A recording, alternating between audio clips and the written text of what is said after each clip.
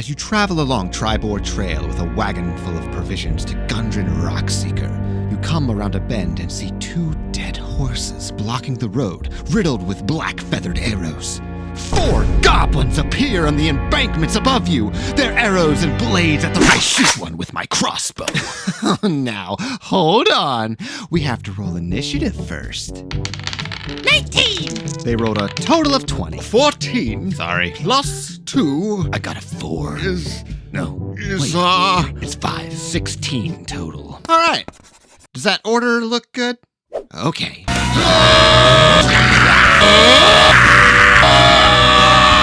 5, 10, 15, 20, and he attacks.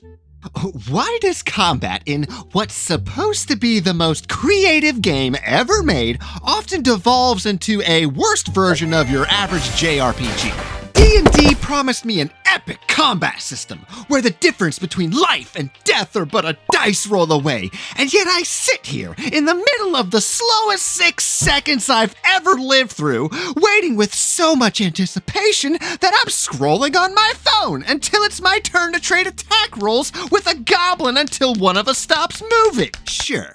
Sometimes you just need to beat a couple orcs senseless to feel some sort of resemblance of a win in this dystopian fantasy game we call real life. But you've asked me how to make combat less boring in D&D, so let's see how we can take a game system that prefers a slow, uninspired combat encounters that doesn't encourage any sort of role-playing beyond a hit it till it dies mentality into a fast-paced, dynamic system that'll keep your players' attention on the game and away from their phone screens.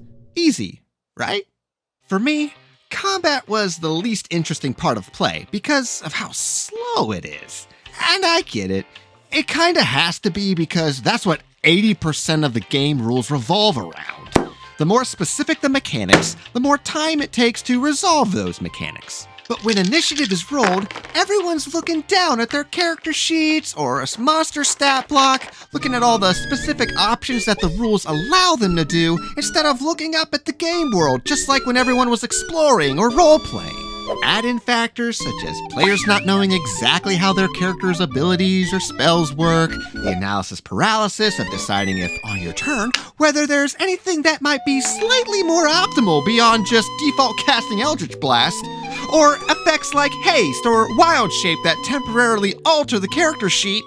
Well, it's no wonder 4 rounds of combat takes 45 minutes.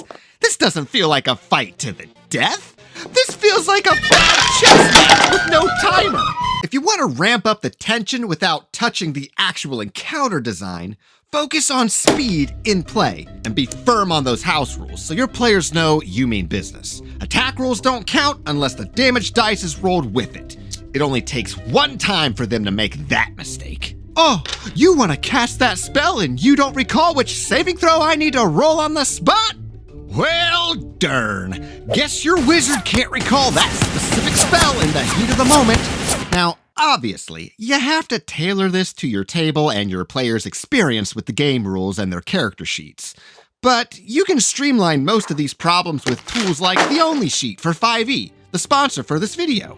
The Only Sheet 5e is an automated character sheet for 5th edition of Dungeons & Dragons that runs on Microsoft Excel on PC. And while the Only Sheet can easily generate a new or current character with just a few clicks, you can print out the sheet to use at the table or play dynamically through its dashboard. Not only can I see the most important parts of my character features at a glance, I have a list of active effects which keep track of spell durations, conditions, and even those pesky diseases players tend to magically forget to keep track of. Everything under the active effects automatically updates my stats and abilities when applied. Check this out. With 1 click, I'm a spider now. And here's my spidery abilities and my spidery attacks and my spidery stats and HP. Or if I cast the haste spell... But haste isn't on the druid spell list! Shh.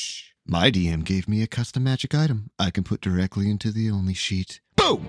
Haste effect applied to my speed, my AC, and my advantage on dex saves. It even automatically disables the haste effect when the spell wears off. So if you're looking for a powerful character sheet because of...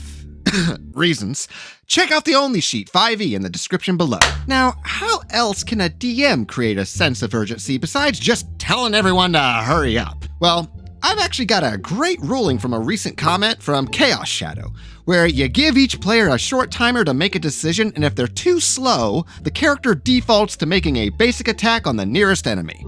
I once ruled in a session that if you were too slow, you'd miss your turn entirely, and that didn't go over too well in play. So I think this is a great compromise. The more experienced your players, and depending on the scenario, you could easily ratchet up the tension by making the physical timer shorter or give the default basic attack disadvantage as they fumble around. Again, depends on the table and their experience. So we can give combat a shot in the arm by encouraging quick decisions over optimized methodical strategies, but faster doesn't always equate to interesting. We have to make the combat more dynamic. And we do that with toys. Let me show you by example, shall we? Let's use that officially published combat encounter most of you are familiar with, the Goblin Ambush on the Road to Phandalin from the starter box. 4 goblins show up and attack until the players unalive 3 of them, and the last one will try to run away. Pretty basic, pretty boring.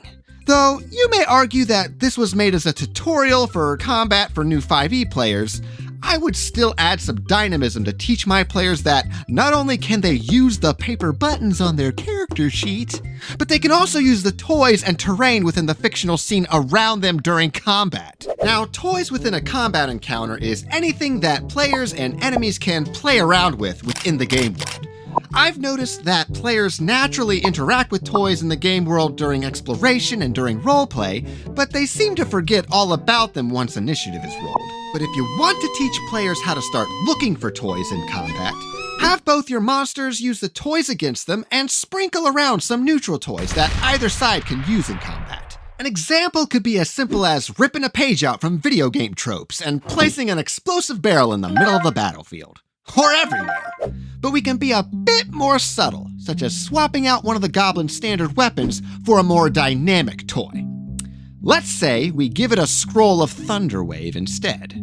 So stop giving your minions rusty iron spears and start handing out toys that do more than just whittle away at your players' hit points. So now, instead of just standing there shooting arrows until one of the players walks up to it and hit it till it dies, it's trying to read from the scroll and angle itself so that the Thunderwave will hit at least 2 PCs.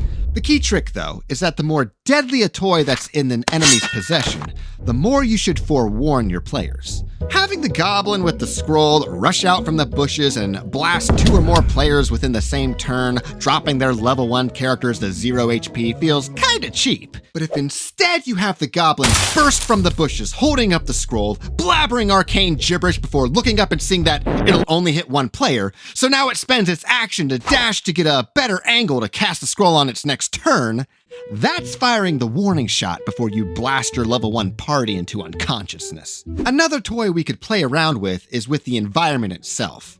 And while this is just a bend in the road, the party is escorting a wagon pulled by 2 oxen. First off, the wagon is full of what most 5e players and DMs would probably consider as set dressing. Sacks of flour, casks of salted pork, 2 kegs of strong ale, shovels, picks, crowbars, and even lantern and oil? This is a wagon full of toys, DM! Have a goblin smack a PC with a sack of flour that bursts into a powdery cloud. Treat it like a 10-foot radius fog cloud that lasts 1 round. Or have a goblin chug some of the ale while lighting the lantern, blowing a jet of fire on the PCs like a burning hand spell, but use D4s instead of D6 for the damage. When you add toys into your combat, you might not know exactly how they would mechanically operate if a player or a monster uses them in a creative way, but the whole reason that you exist in the first place, DM, and aren't yet replaced by AI Dungeon is because you have the ability to make up rulings for parts of the game that has no rules. There is no true right or wrong answer for what mechanically happens if someone gets beamed in the head by a sack of flour. The only correct answer is the one that you and your players agree on together. But there are so many other methods of design and gaming philosophy around combat in tabletop RPGs that we can talk about. But we need to layer these things one at a time, rather than making a 45-minute video of every piece of advice that I want to say. My editor would kill me. But if you want to hear more about my thoughts on combat and my hot take on how character builds make combat suck, check this one out. Thanks again for Only Sheet 5e for sponsoring this video. Check them out below. We'll do more combat videos like these in the future. But for now, that's all I got. See ya!